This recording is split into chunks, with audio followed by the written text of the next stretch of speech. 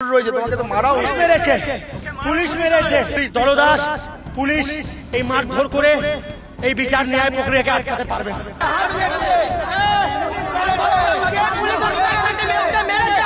সৌমজিৎ রায়, যে পুলিশ অফিসারকে মেরেছে ওনার নাম সৌমজিৎ রায়, ওনার উর্দিতে লেখা ছিল।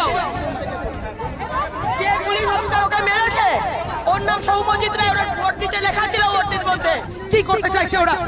আর পুলিশ আমার গায়ে হাত দিয়েছে,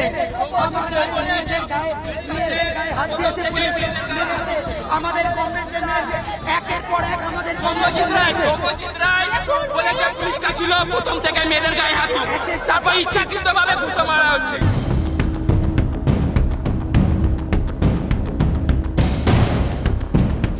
আর্যিকরের ঘটনার পুনরাবৃত্তি নয়, চতুর্থ শ্রেণীর ছাত্রীকে ধর্ষণ খুনের অভিযোগে শনিবার রণক্ষেত্রের চেহারা নেয় কাটাপুকুর মর্গ। আর্যিকরের ঘটনা থেকে শিক্ষা নিয়ে দেহ সংরক্ষণের দাবি জানাতে থাকেন বাম বিজেপি সমর্থকরা। এখানেও অতি সক্রিয় হয়ে ওঠে পুলিশ।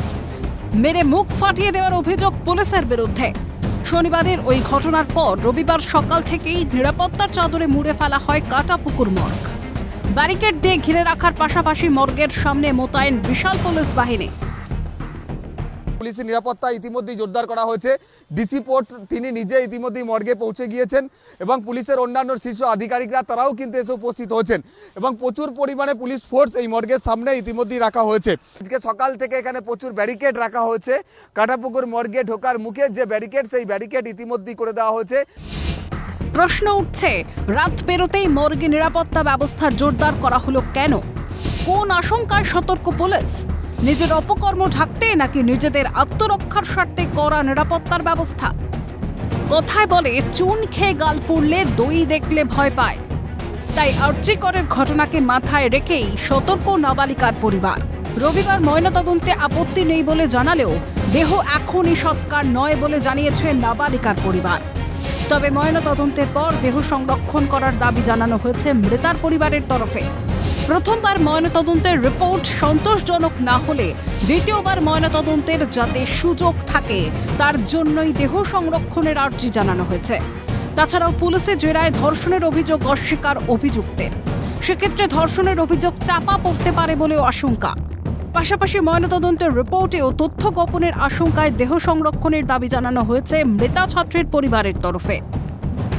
যদি আজকে ময়নাতদন্ত পুলিশ করে তাহলে ময়নাতদন্ত করার পরেও দেহটি যাতে সংরক্ষণ করা হয়, প্রিজার্ভ করা হয়, সেই দাবি কিন্তু পরিবারের তরফ থেকে করা হচ্ছে।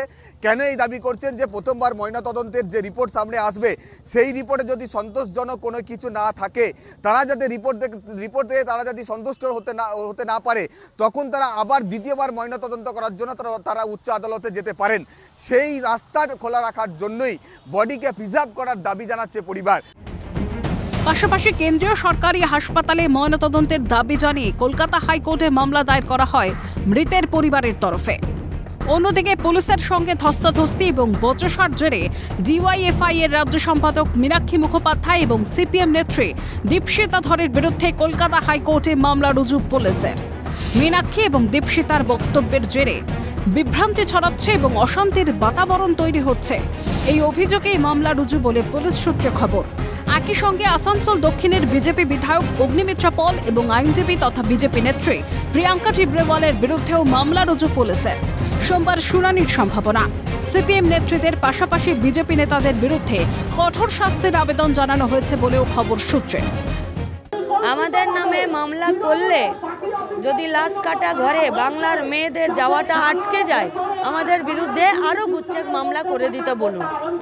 ওনারা বলেছেন আমরা পুলিশের কাজে বাধা দান করছিলাম। ঠিকই তো, পুলিশের কাজ যদি তথ্য প্রমাণ লোপাট করা হয়, পুলিশের কাজ যদি বডিটাকে পাচার করে দেওয়া হয়, পুলিশের কাজ যদি তথ্য প্রমাণ লোপাট করে ধর্ষকদের বাঁচানো হয়, তাহলে ছাত্র যুব মহিলারা আরও বারবার হাজারবার ওনাদের কাছে বাধা দান করবে। ওনাদের যত এফআইআর করার দরকার, যত আমাদের জেলে পড়ার দরকার ওনারা করুক, কোনো অসুবিধা নেই। তবে কি বিরোধীদের আটকাতেই বাড়তি তৎপরতা? কোন সত্য গোপন করতে চাইছে পুলিশ? তবে কি পুলিশ দুর্বৃত্তের গাঁটছড়া? সব মিলিয়ে কুলতলির ঘটনায় আবারও জনতার কাজ করায় রাজ্য পুলিশ। ক্যামেরায় সায়ন চক্রবর্তীর সঙ্গে মফিজুল ইসলাম এবং অভিরূপা হাজরার রিপোর্ট, ক্যালকাটা নিউজ।